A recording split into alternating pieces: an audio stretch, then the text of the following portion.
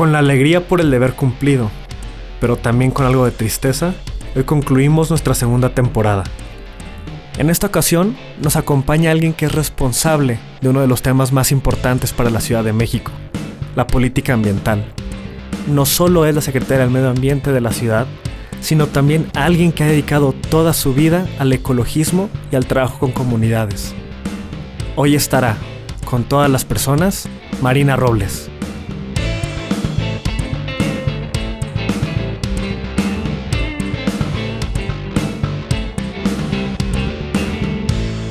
Hola, ¿qué tal? Bienvenidas, bienvenidos a otro programa más de todas las personas. Es sensaciones mixtas. Por un lado, estamos muy felices de ya llegar a nuestro programa número 16, el octavo de esta segunda temporada, pero también es triste porque este programa marca el fin de esta temporada de todas las personas. Pero no podríamos cerrarlo de la mejor manera que con nuestra invitada de hoy, Marina Robles, secretaria del Medio Ambiente de la Ciudad de México. Muchas gracias por estar aquí con nosotros. Muchas gracias a ti por invitarme. Te conocí hace poco más de un año, cuando yo era candidato independiente aquí en la Ciudad de México, juntaba firmas y estaba tocando puertas. Y tú, bueno, Lorenzo fue una de las personas que también nos abrió y que rápidamente nos apoyaron y nos abrieron las puertas a más personas. Y es muy padre poder reunirnos otra vez con alguien que fue parte de ese momento tan especial para nosotros. Pero bueno, ya sin más introducción ni preámbulo, quisiera empezar un poco hablando de ti, que aunque eres secretario del Medio Ambiente aquí en la Ciudad de México, y bueno, eres como yo, naciste en el norte del país, en Navojoa. No sé si nos puedes platicar un poco de cómo fueron esos primeros años. Sí, cómo no. Em, Nací efectivamente en Navojoa. Mi padre fue el segundo hijo de una mujer indígena, una indígena mayo, y mi madre es una sinaloense que llegó a vivir a Navojoa y se encontró con mi padre. Crecí mis primeros 8 años muy cercana de mi abuela, por cierto, de esta mujer, de esta indígena mayo, con un sentimiento interesante que creo que después tuvo un valor muy importante, Roberto, porque en ese tiempo, como todavía más fuerte que lo que sucede hoy, Ujú. el tener un origen indígena era como un pecado, ¿no? Y las condiciones de dificultad para crecer, desarrollarte y tener oportunidades teniendo este origen, pues era parte de los retos que nos tocó vivir como familia. Mi madre fue una mujer muy luchadora, muy visionaria, muy ambiciosa y tenía la firme decisión de que sus hijas y sus hijos seríamos universitarios Ujú. y que ella construiría las oportunidades para que eso sucediera. Y eso hace que a los casi 9 años míos, que era la menor de mi familia, saliéramos a vivir a Hermosillo porque mis hermanos mayores iban a entrar a la Ujú. universidad y donde vivíamos en Navojoa no había universidad y entonces nos mudamos a Hermosillo para que mis hermanos continuaran sus estudios y eso abrió el curso, digamos, a que el resto de las hermanas, que éramos todas mujeres, los dos primeros hombres eran los que entraban a la universidad y entonces que el resto de las mujeres creciéramos ahí también con una mirada puesta en una formación universitaria. ¿Cómo te marcó tu mamá? ¿Cómo que? ¿Te marcó tu mamá? ¿Cómo me marcó creo que la marca más fuerte tiene que ver con esta decisión firme de querer y estar dispuesto a llegar a donde te has propuesto. Creo que es una de las marcas más importantes de mi madre. Te propusiste estudiar, bueno, primero oceanología, Ujú. te fuiste a la Universidad de Baja California. ¿Cómo fue la experiencia universitaria Yo tengo mucha relación con la península y quisiera saber cómo para ti fue el cambio de irte de Hermosillo a estudiar la universidad a un lugar, Ujú. vivir sola en estudiar oceanología? ¿Y por qué oceanología?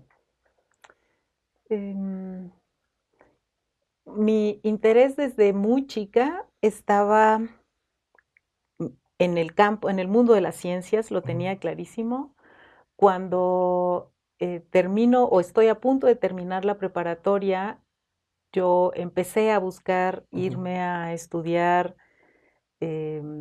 ciencias del mar y tenía que ver con ciencias y con, más que biología en particular, las ciencias eran como ujú, mi pasión desde muy chica.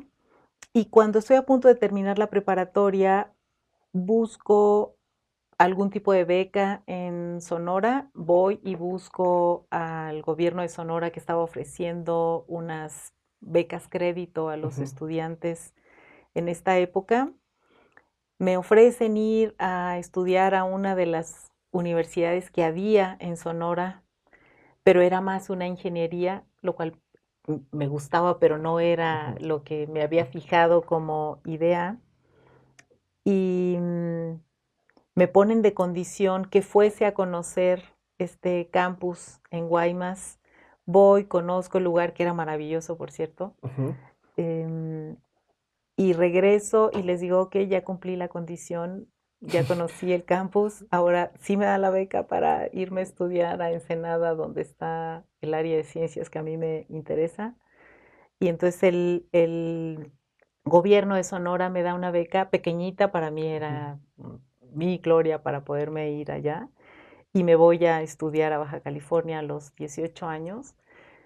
Yo creo que vivir solo en un momento sola, en ese momento de formación, ¿no? Cuando eres así de joven, es una experiencia increíble, te forma mucho, digamos, más allá de esta formación de luchadoras y luchadores que construyó mi madre, ujú. una mujer, como te he comentado, me parece que esta experiencia de conducir tu vida, tu formación, tu casa, es una formación importantísima también en la vida. Entonces fue muy agradable. A esa edad me fui a Baja California. Tengo la impresión de que llevas Ensenada muy en tu corazón o como algo muy presente en Ujú. tu vida. Sí, em, viví del 80 al 89, entonces bastante, pero incluso después de que me fui de Ensenada, me fui a Mexicali, que Ujú. era también Baja California, y regresaba prácticamente cada fin de semana a Ensenada, Ensenada.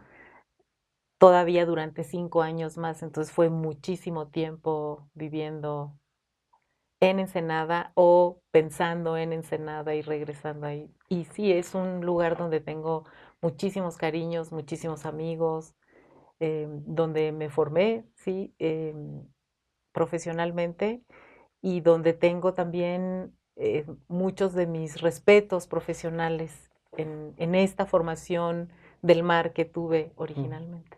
Profesionalmente, ¿qué fue lo que más te dejó el estudio universitario? En sentido de cuál era a lo que querías dedicarte tu vida después de eso. Fíjate que me marcó muchísimo mi formación en el área ecológica desde que empecé a estudiar oceanología, que es como el gran marco en el que me formo. Cuando más o menos a la mitad de la carrera decides o decidías en este tiempo cuál era el área particular a la Ujú, que te querías dedicar. Elijo el área de biología, pero me quedaba claro ya desde entonces que mi principal inclinación tenía que ver mucho con los procesos, ujú. ¿no? Me gustaba mucho saber qué sucedía para que ocurriera un determinado fenómeno.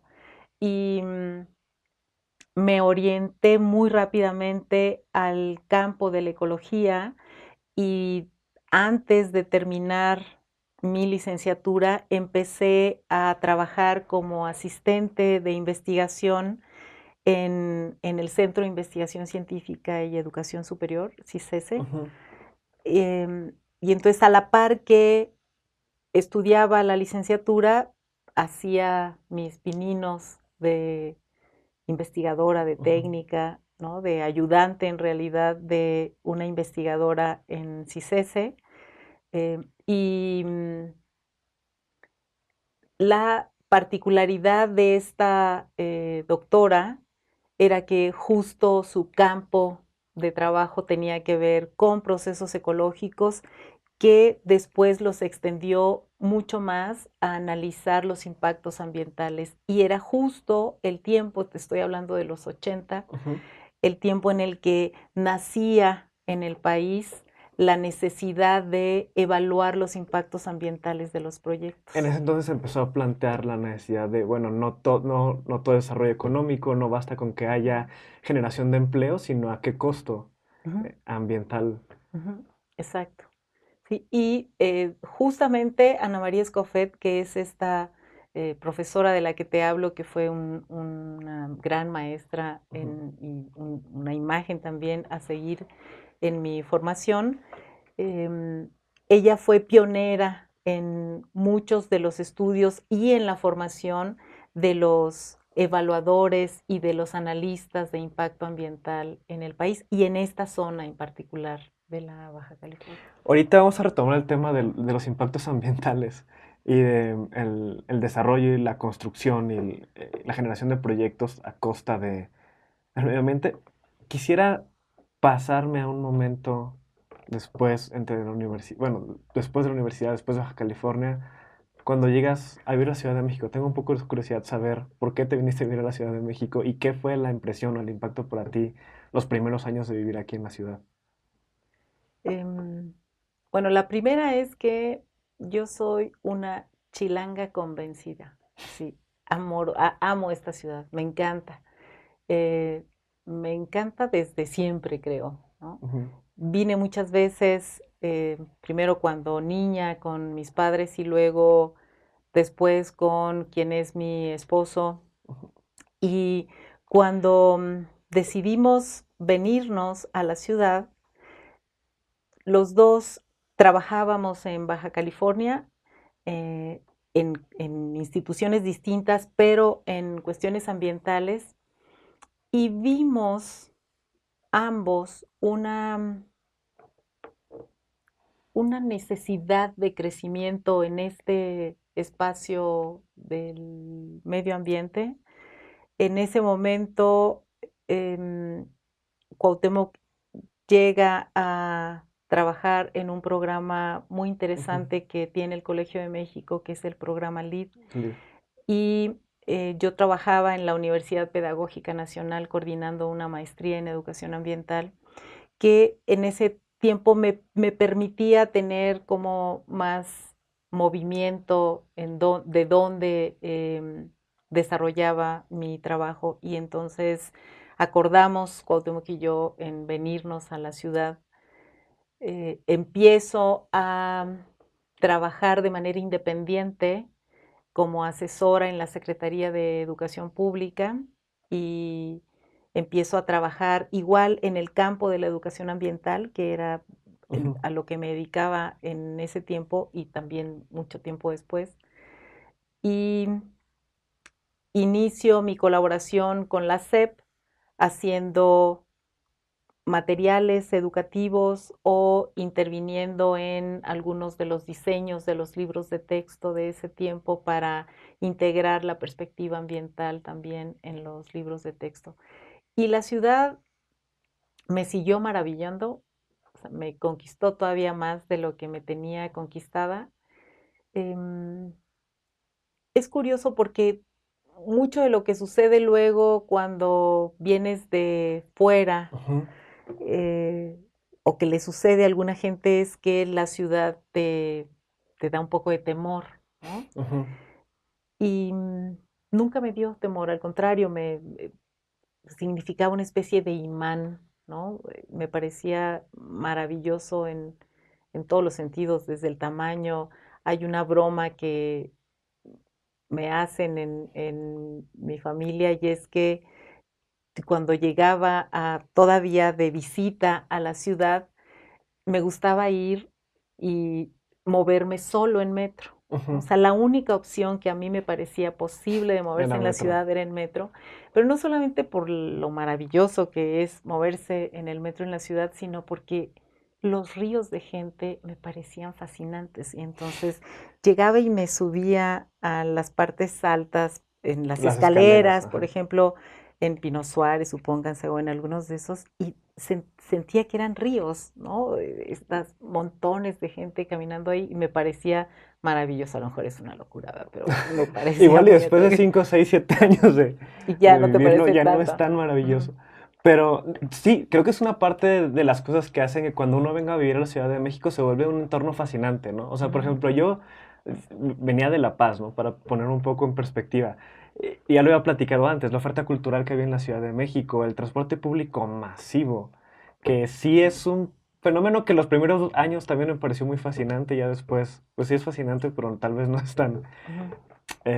placentero como al inicio podría ser, y que siento que te marca, de alguna manera es como la gran ciudad que o la odias o la amas, en Ujú. este caso a mí me encantó, pero igual mucha gente que vino conmigo de mi generación o de otras que venían de fuera, que era, no, este ritmo no lo aguanto. Sí, Y ¿la adoras o la odias? este, Supongo que sí. sí, como que no hay puntos medios con la Ciudad de México. Y, y un poco hablando también de la ciudad. Ah, aunque ahorita estás en el gobierno de Ciudad de México, ya lo había estado antes Ujú, con Claudia Sheinbaum, pero cuando ya era secretaria de Medio Ambiente, tu directora de Educación Ambiental, si ujú. mal no recuerdo. En ese entonces, ¿cuál era cuando se llega al gobierno en la Ciudad de México, el tema de medio ambiente del gobierno, porque en ese entonces, si bien era un tema, tal vez no habían todos los avances en la agenda mundial, como de alguna manera un tema nuevo en la gestión de las ciudades en nuestro país? ¿Cómo fue esa primera administración? ¿Qué ciudad te encontraste en ese entonces? ¿Y cuáles fueron los retos de estar ahí? Bueno, la ciudad mantiene, desafortunadamente, muchos de los retos Sí.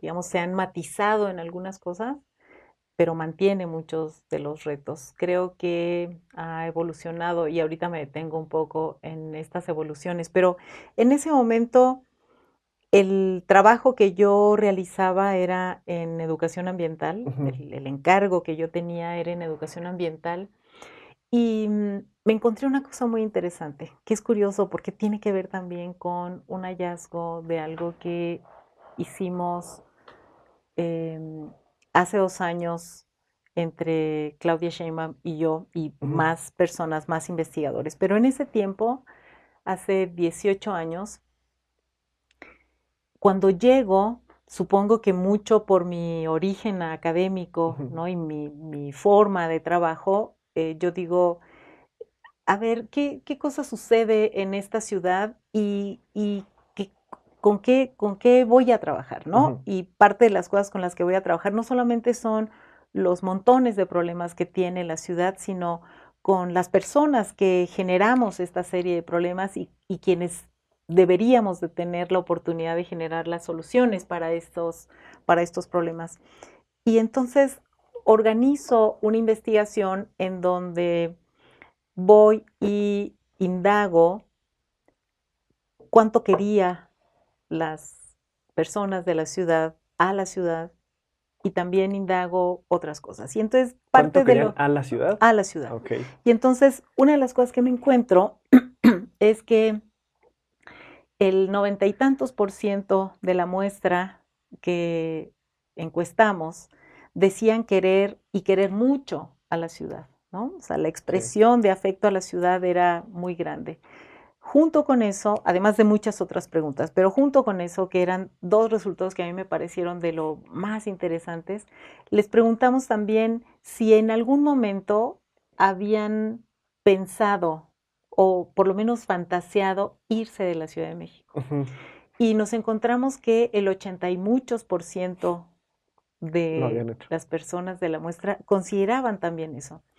Y entonces yo decía, ¿cómo voy a trabajar en una ciudad con una población a la que la tengo que convencer de que hay que transformar esta ciudad?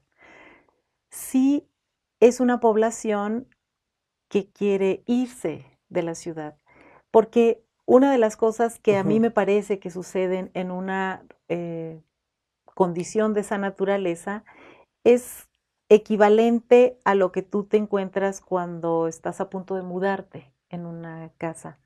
Cuando estás a punto de mudarte, tienes todo en cajas y tienes tus cuadros bajados de las ujú, paredes y esta casa en la que estás ya no es donde quieres estar, ¿no? ujú, Porque estás pensando en la otra.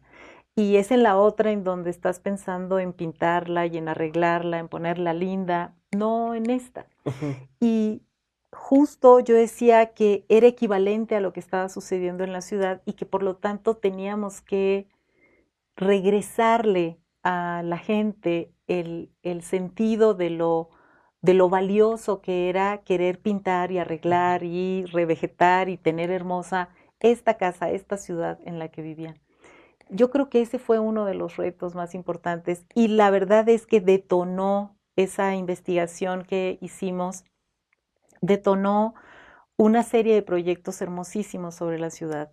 Nos dio, por ejemplo, la oportunidad de desarrollar un programa muy hermoso que se llamó La otra cara de tu ciudad, que Ujú, era cómo volteábamos a ver toda esa vida que nos acompaña todos los días, con la que amaneces y con la ujú. que te duermes, que es también parte de tu mundo y que es esa otra cara que no ves, ¿no? Y que es esa otra cara también hermosa y que es por la que vale la pena la ciudad y que además la que hace que viva la ciudad, ¿Y ¿no? cómo les fue con ese programa en su momento? Me acuerdo que vi una entrevista tuya hace poco en la que mencionabas que era muy curioso cómo de manera racional la mayor parte de la gente sabe que pues, no está bien tirar colillas a la calle, que no está bien tirar basura en el espacio público, que no está bien subir el auto a la banqueta, sin embargo, aunque racionalmente estén convencidos de que está mal hacerlo, eso no implica que haya un cambio en la conducta. Y supongo que uno de los retos de hacer educación ambiental es que no solamente tienes que hablarle la razón a las personas, sino de repente detonar algo más que igual está en los valores, en la moral, Mm. en no sé. ¿Cómo fue eso? Fíjate que me voy a detener en dos Ujú, ejemplos para ver si eso nos ayuda a entenderlo a los dos. Uno es, en esa época, uno de los problemas que estuvimos atendiendo de manera muy intensa es la separación de los residuos. ujú, Justo en esta época, en esa administración donde López Obrador era el jefe de gobierno y Claudia Sheinbaum la secretaria de Medio Ambiente, es que se publica y entra en vigor la ley de residuos para la Ciudad ujú, de México. Y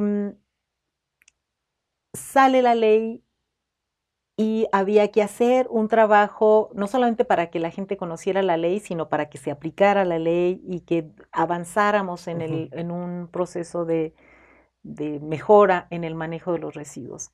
Y organizamos una de las campañas que yo creo que ha sido de las campañas más grandes, más fuertes, de las campañas ambientales que se han hecho en la Ciudad de ujú, México.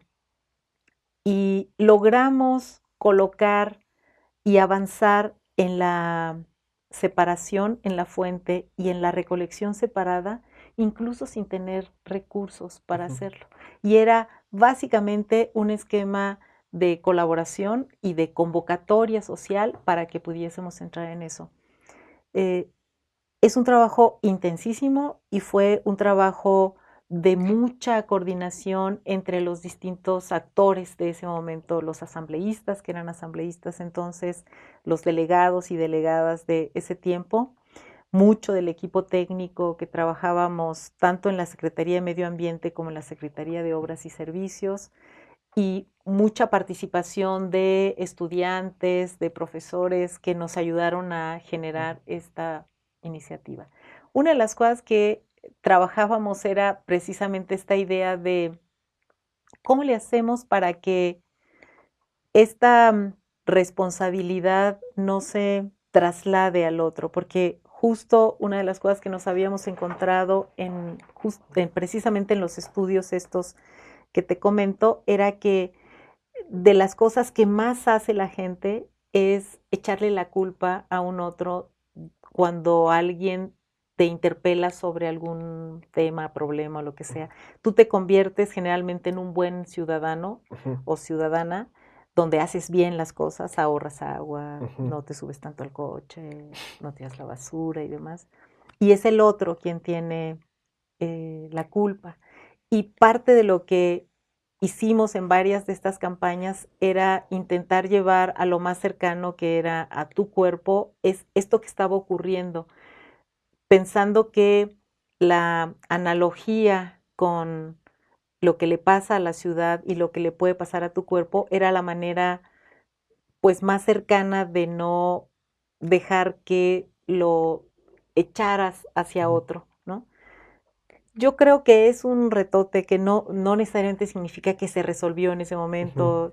Es parte de un proceso largo, intenso, que tienes que mantener durante mucho tiempo para que tenga efectos. ¿Qué aprendiste en ese primer periodo del momento que estuviste en gobierno, que estuviste en la SEDEMA? ¿Cuáles fueron las reflexiones de, incluso los límites de lo que uno piensa que se puede hacer en gobierno? No se tiene esta idea de que si uno llega al gobierno con la esperanza de que cuando llegue ahí voy a cambiar todo, ¿no? Y de repente te das cuenta que s- se puede hacer mucho menos de lo que uno tal vez esperaba en su momento. ¿Cómo fue para ti? ¿Qué aprendizajes tuviste con esa primera experiencia? En cuanto a qué se puede hacer, qué no, y también qué decisiones son difíciles y que puedas decir, lo hubiera hecho distinto. Ujú. Creo que dos de las cosas que más aprendí es una que no puedes solo, o sea, que ninguna de las cosas que emprendas las puedes pensar como, primero, por supuesto, como una persona imposible, pero tampoco como actor, ¿no? Como actor social. Pensarte que la interdependencia no la necesitas es un Ujú, error y yo creo que lograr la colaboración, lograr la cooperación, lograr la convocatoria de los actores es una de las cosas más ujú, importantes. Em, la otra cosa, y tiene que ver con los límites, es que sí tienes que priorizar, sí tienes que identificar qué cosa primero y qué cosa después y qué cosa a lo mejor, aunque es importante, pues a lo mejor en otro momento habrá que hacerlo, ¿no? Y creo ujú. que una ciudad de las dimensiones de esta es importantísimo la priorización, Que hay batallas que hoy no se pueden ganar y que tal vez hay que esperar otro esperar un momento. poco más. Ujú, Por ejemplo, fue el año en el que si bien, o bueno, fue ese sexenio en la Ciudad de México en el que, por ejemplo, a la par que sale Metrobús, también el segundo piso de periférico, que fue muy criticado, ¿no? Por un lado ujú. hablas de un tema de sostenibilidad en transporte y por el otro, pues una política que va en contra de esa idea de sostenibilidad. Eh, Pero también hicimos otra cosa muy atractiva, Ecobici, porque abrimos la lógica sí. para la bicicleta en la ciudad. A lo mejor no fue la mejor ciclopista que había y a lo mejor no eran tampoco, pero la lógica del uso de la bicicleta en la ciudad la abrimos en ese momento. ¿Cuál era? Y aquí también pregunto mucho por la coyuntura en la que estamos hoy. En ese momento, el tema medioambiental, de cuidado del medio ambiente, ¿qué prioridad o qué orden tenía para el jefe de gobierno en ese momento? ¿Era una agenda o cómo se entendía en ese momento el tema del medio ambiente en la agenda de la jefatura de gobierno? Em, Me parece que el peso, no, la ciudad siempre ha tenido esta dificultad tremenda ligada a su sostenibilidad y, o su no sostenibilidad, Ujú, ¿no?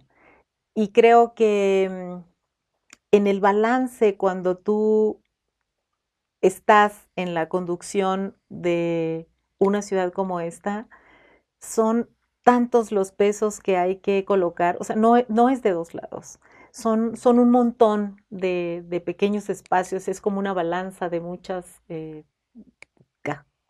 cazuelitas, eh, porque no puedes dejar de pensar en el bienestar social, no puedes dejar de pensar en seguridad, no puedes dejar de pensar en cómo se mueve y qué Ujú. cosa aspira la gente y cuál es la calidad del aire, pero también cuál es la Y que vegetación. la gente quiere Entonces, moverse en coche, en el transporte ajá. público. Ujú. Y creo que en ese momento que se mantiene este montón de elementos en juego, se buscó cómo darles un peso importante. Me parece que justo el rol de Claudia, aunque algunos de los críticos puedan decir que el segundo piso fue uno de de las líneas que llevaron a la ciudad a una cosa que no necesariamente les gusta. Cuando tú tienes una ciudad, tú gobiernas para muchos, no necesariamente solo para los usuarios de bicicleta, por ejemplo, y no Ujú. solamente para los usuarios de a pie, o sea, también gobiernas para los usuarios de los autos y en esa medida, pues es una ciudad que tiene que considerar también ese montón de cosas. Sí. Y es, yo creo que justo parte de los retos de esta ciudad que lo hace tan atractivo y tan difícil, por supuesto, ¿no? Porque sí tienes que jugar con ese montón de cosas. Es un balance, me imagino, complicado. Terminas en 2007 esa... Todavía te tocó un par de años después de...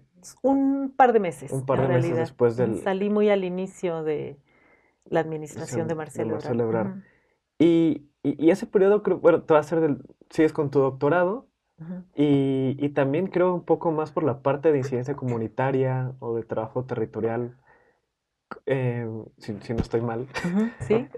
Ujú, ¿Cómo fue ese tiempo? Y también qué conocimientos retomas, porque después decides volver a regresar al gobierno y ahorita hablaremos de eso, pero vamos, ¿qué aprendes, qué desarrollas, en qué trabajas esos años? ujú. Em, Formamos una organización en donde varios Ujú. colegas nos aliamos y seguimos trabajando la temática ambiental porque es lo que nos movía, pero integramos justo lo que dices, un trabajo más a nivel de comunidad y desarrollamos distintos tipos de proyectos en comunidades, principalmente comunidades de alta marginación en distintas partes del país, donde lo que buscábamos era acercar tecnologías sustentables Ujú.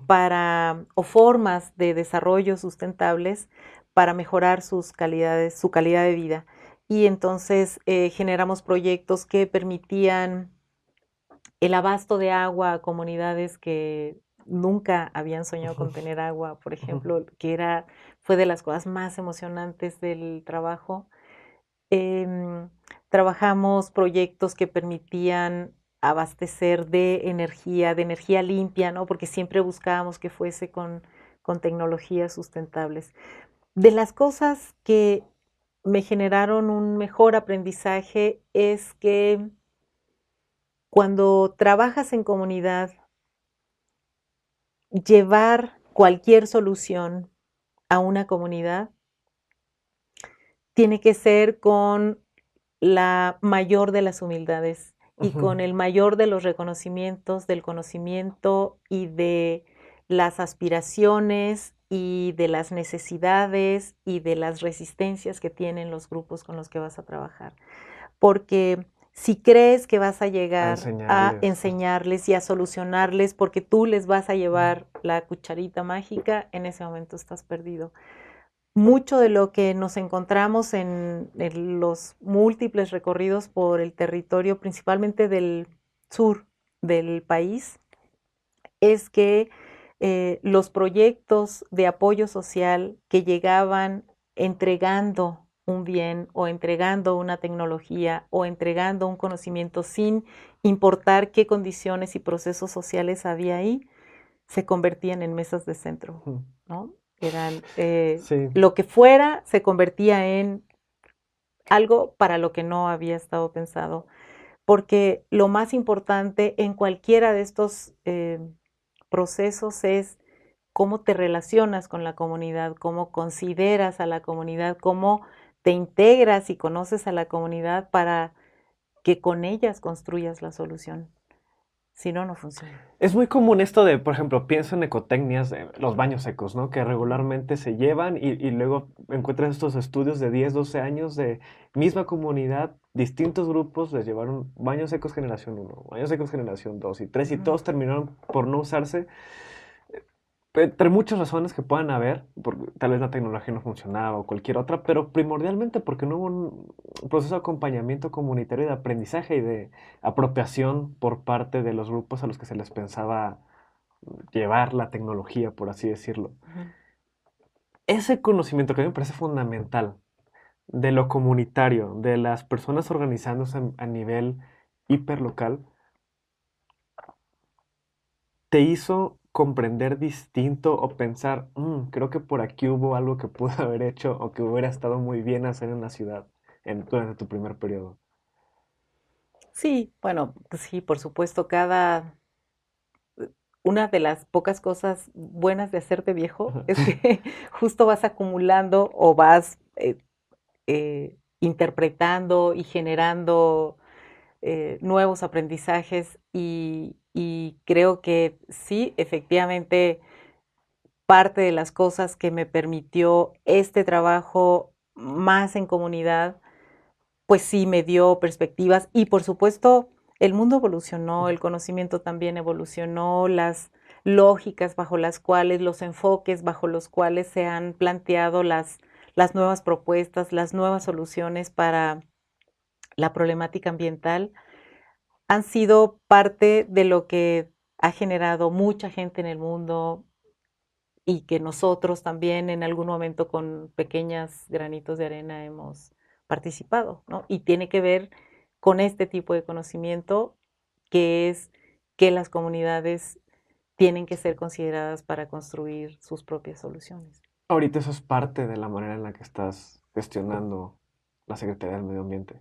Sí, ajá. Justo tú conoces además uno de los Programas proyectos, estrella. Ujú. de los programas estrella que llevamos en la Secretaría de Medio Ambiente y que tiene que ver con un programa de cosecha de agua de lluvia en la ciudad y de las cosas que están reconocidas no solamente por nosotros, sino por el grupo que trabaja con Ujú. nosotros haciendo concretando este proyecto, este programa tan bonito en la ciudad, es que en la medida en que la gente se apropie, conozca bien, esté enamorada de esto, lo desee, lo necesite y esté dispuesta a trabajar con eso, el programa va a tener éxito, ¿no?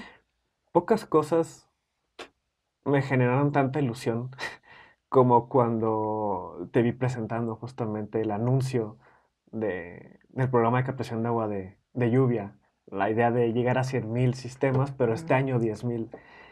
Eh, Porque ataca una de las partes que creo que más duelen a la ciudad y que son más locas como se están gestionando actualmente, ¿no? Que traigamos agua de otros estados a un costo enorme, que las transportemos a lo largo de cientos de kilómetros para dar agua a una ciudad. Vamos, una ciudad que abunda el agua, pero que por la gestión inadecuada de la misma estamos en una situación de precariedad hídrica. Que ujú. hay personas que no tienen agua muchos días a la semana y esta parte de captación de agua de lluvia, de un proceso comunitario, de revalorización del agua, creo que es una de las pocas posibilidades en las cuales podemos empezar a plantear una relación con el agua en la Ciudad de México. Ujú, sí. El, Antes de seguir por ahí, quería preguntarte una cosa y era, ¿cómo decides volver? ¿Cómo fue ese momento en que dijiste, va, Ujú. sí, me lo aviento? Te llamó Claudia Sheinbaum y te dijo, vamos a hacer esto. ¿Cómo fue ese momento en que tú decides, bueno, Ujú. es momento de... Bueno, con Claudia, y es justo una de las cosas que se quedaron ahí, que te dije que te comentaba más adelante, es hace 2 años iniciamos una investigación con cierta cercanía a este primer estudio en términos de algunas de las preguntas que nos planteábamos.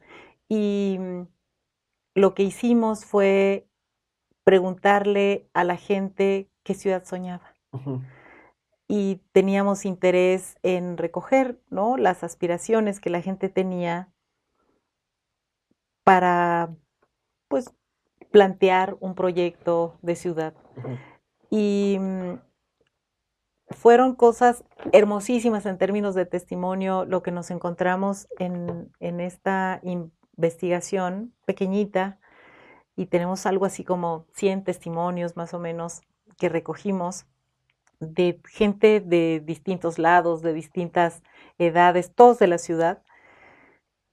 El agua como un permanente en la gran Ujú. aspiración de la gente, en esta idea de recuperar los ríos, de vivir Los con, lagos, sí. ¿no? Pero una de las cosas que a mí me pareció muy retadora es que lograr que la gente nos respondiera qué ciudad soñaba nos tomó muchísimo tiempo y un trabajo brutal. ¿Por O qué? sea, llegábamos a sentarnos con las personas y con, construíamos la pregunta de una manera, de otra, acercábamos elementos y regresaba al problema, ¿no? Y regresaba a una cosa así como la parte oscura, digamos, de la Ujú. ciudad, ¿no? Lo más que llegaba era un poco a la nostalgia, ¿no? Esto que fue, pero que ya Ujú. no es. Y nos llegábamos a tardar mucho tiempo en lograr tener una visión aspiracional. A mí me parece que eso es uno de los retos más importantes de cualquier sociedad, Ujú. porque que no aspires a una condición mejor, a una condición distinta, es equivalente a quererte ir a Ujú. otro lado, ¿no? Creo que la aspiración te construye un camino, te construye una pasión, te construye pues un impulso para poder hacer algo. Ujú. Si no tienes aspiración, pues es como estar vencido, ¿no? Ujú. Y yo creo que uno de los retos más importantes que tenemos en la ciudad, no solamente yo o nosotros o Claudia como jefa de gobierno, sino todos como ciudad, es cómo nos reconstruimos esta capacidad de aspirar, Ujú. porque finalmente es un deseo y es una condición para participar, a trabajar, a hacer una cosa ¿Y a qué ciudad nueva. aspiras tú? Yo aspiro a una ciudad que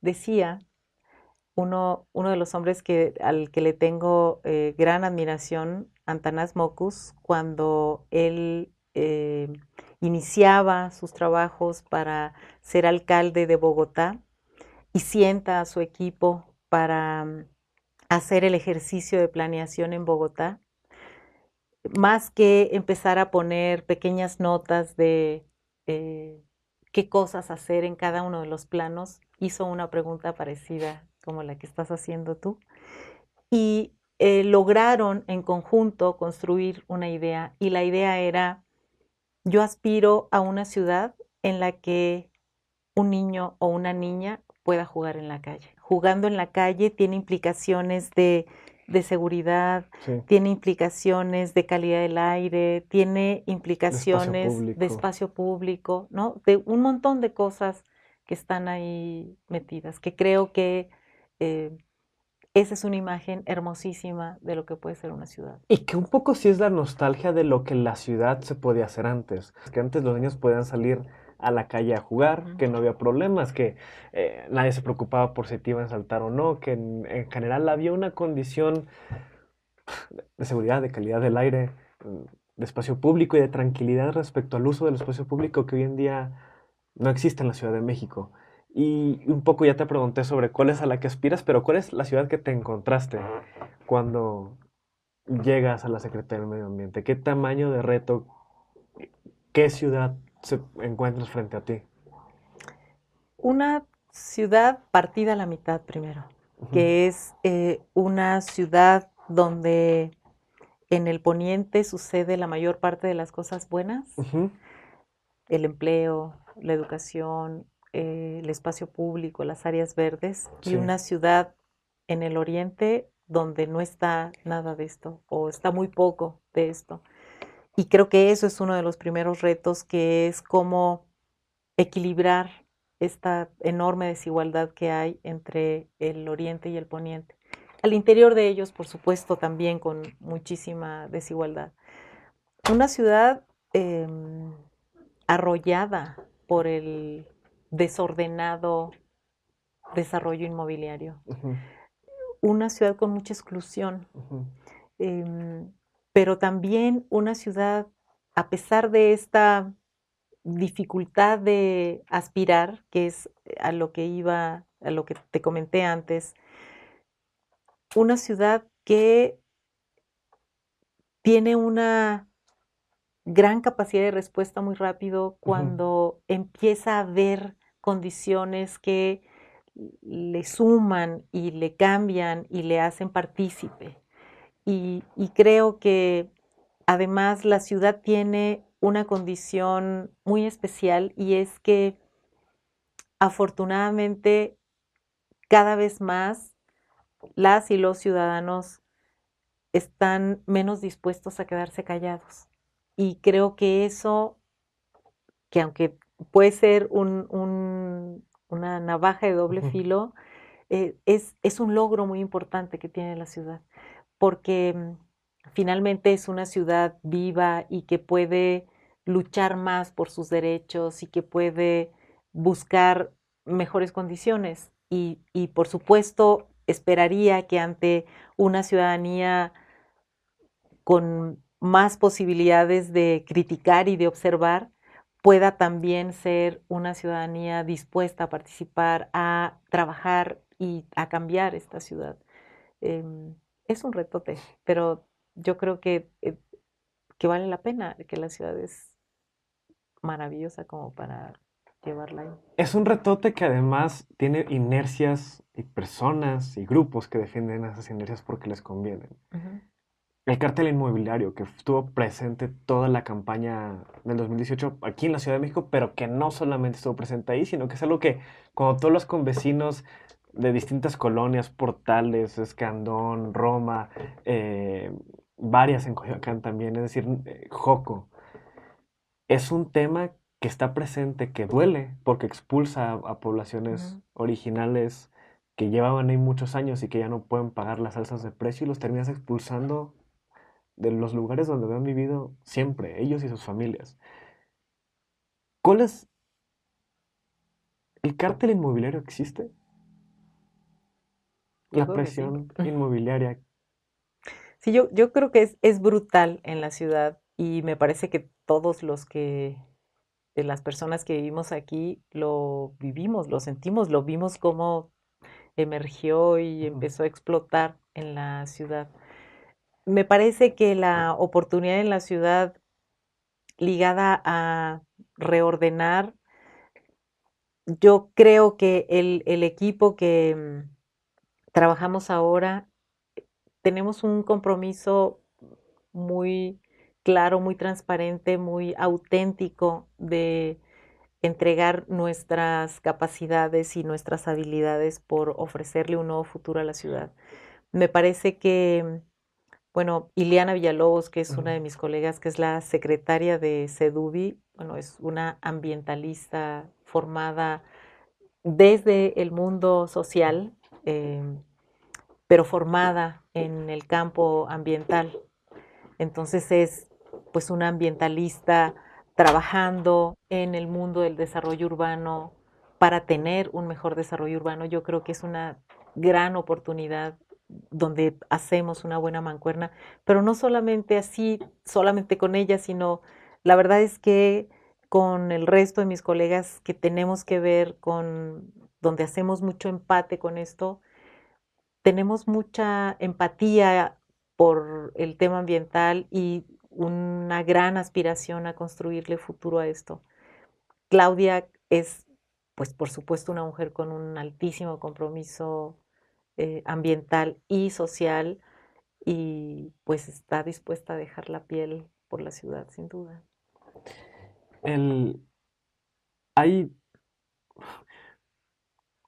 varios temas que ahorita pienso rápido, no porque sean los únicos, sino porque los más que se viven de repente las consecuencias más a carne viva y más presentes en el día a día. Uno tiene que ver con el cartel inmobiliario, ¿no? Pero más que nada tiene que ver con esto que ya mencionamos de las construcciones, que muchas veces se pasan por arco del triunfo la normatividad, que los temas de impacto ambiental muchas veces nos esperan o flagrantemente violan las normas que tienen que cumplir al respecto. La tala de árboles que vimos, que es algo que pasó recientemente en el pueblo de Joco. Pero bueno, también otros temas más que tienen que ver con la calidad del aire en la Ciudad de México, que tienen que ver con el tema del agua y que si no se hace algo radical, si no se protege el bosque de lluvia de la ciudad, pues nuestro futuro en cuanto al agua no es muy prometedor. ¿Qué tú dirías que son como las cosas principales que al terminar los 6 años de gestión que, ¿con qué cosas dirías me voy satisfecha de haber cumplido? No se puede hacer todo en 6 años, hay cosas que no se pueden lograr, pero ¿qué dirías? Estas son las condiciones mínimas que quisiera dejar después de 6 años. El punto que tú tocas sobre el bosque de lluvia, yo creo que es el número uno que tenemos que colocar y que está en la agenda de la ciudad. Uno de los proyectos más importantes que están en la secretaría que yo lidero es un programa para atender el suelo de conservación, que es Ujú, justamente esta parte del bosque tan importante donde se capta la mayor cantidad de agua que consumimos en la ciudad. Y tenemos una inversión muy importante en eso. Y la inversión no solamente es en revegetar, ujú, ¿no? Que es relevantísimo y que lo vamos a hacer. Y digo revegetar, Roberto, porque durante mucho tiempo lo que se ha hecho y lo que se ha defendido son proyectos de reforestación. ujú, Que está bien pensar en reforestación, pero en una reforestación no solamente importan los árboles, en un ecosistema no solamente importan los árboles, importa lo que sucede en las distintas capas en el ecosistema. Y en el caso particular de la cosecha del agua por parte de los bosques, la parte baja del bosque, el sotobosque que se le conoce en el ujú, argot de los técnicos, es relevantísimo para la infiltración del agua. Y entonces nosotros queremos trabajar de manera muy intensa en todas las capas de este ecosistema vegetal para que podamos dar pie no solamente a lo que nosotros como personas podemos hacer para mejorar el bosque, sino a propiciar procesos ecológicos que permitan que el ecosistema, de alguna manera solo, con ayuda nuestra, pueda evolucionar a una mejor condición que le permita regresar a esta condición de esponja, de los otros ujú. servicios ambientales que ofrece y demás. Entonces, ese es una de las grandes aspiraciones y de los proyectos más importantes que tenemos. Pero la otra es que junto eh, con este trabajo en la periferia, en la parte del suelo de conservación, queremos abrirle futuro a lo que serían las venas de la ciudad. Y me refiero a dos tipos de venas, las verdes y las azules. Ujú, Y para eso y estamos desarrollando y en algunos casos ya incluso trabajando en territorio, construyendo corredores biológicos con distinto tipo de vegetación que permitan tener una conexión entre la parte más de cemento de la ciudad con toda esta parte de la periferia. Y también queremos dejar sanos algunos de los cuerpos de agua de ujú. la ciudad para que eso abra un futuro. No es fácil el saneamiento de ríos y de Sí. cuerpos de agua en general, pero sí lo queremos dejar como una ruta de futuro para que en algún momento esta ciudad realmente vuelva a tener estos cuerpos de agua sanos y una reconexión ecológica en todos los sentidos. Y esto tiene que ver con una lógica que no solamente está ocurriendo en términos de planteamiento en la Ciudad de México. No solamente queremos que ocurra en la Ciudad de México, está ocurriendo en muchas otras partes del mundo, porque una de las cosas que han sucedido es que las ciudades se aislaron de alguna manera, al menos en la idea que se tenía de la Sí, naturaleza. Y es impresionante porque las ciudades finalmente y los habitantes de las ciudades somos quienes más deterioramos los espacios naturales, somos quienes más consumimos recursos, etcétera. Y lo que estamos haciendo es cambiar la lógica bajo la cual se gestionan las ciudades, diciendo que la naturaleza está dentro de las ciudades, que la biodiversidad también se conserva al interior de las ciudades.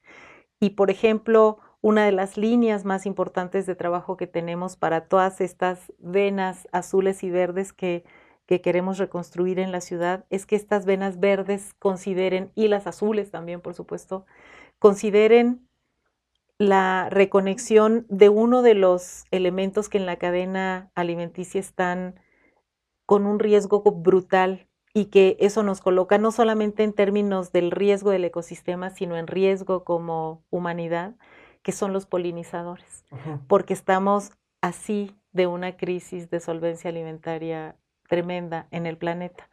Y todos los que trabajamos en la temática ambiental, y de manera particular los ecólogos, pues tenemos muchísima preocupación de trabajar para recuperar y darle oportunidad a este grupo biológico. Pues ojalá lo logren. Ya, lamentablemente ya tenemos que cerrar el programa, ya se nos acabó el tiempo. Pero nada más quisiera finalizar con un tema, y es que por mucho tiempo, o por varios años al menos, la Ciudad de México ha sido un espacio claramente más progresista que el resto del país. Hoy espero que lo siga siendo, porque así como me emociona mucho de los planteamientos que aquí se están dando en términos medioambientales, de gestión de los recursos, de una relación distinta con la naturaleza, no es algo que se esté viendo con igual ímpetu a nivel federal, ¿no? Entonces espero que sí lo logren bastante. Y pues muchísimas gracias por habernos acompañado hoy, Marina. Lamentablemente tenemos que ya cerrar el programa por cosas de tiempo. Y muchas gracias por habernos acompañado. No sé si quieres agregar algo más. Muchísimas gracias por invitarme. Me encantó platicar contigo. Espero que en unos años podamos tenerte aquí de vuelta para platicar sobre cómo van las Lo que cosas. logramos. Muchísimas gracias, ¿eh? Estés muy bien. Muchas gracias también a todos los que vieron este programa. Lamentablemente ya con esto acaba nuestra segunda temporada, pero nos vemos en la que sigue. Muchas gracias y hasta luego.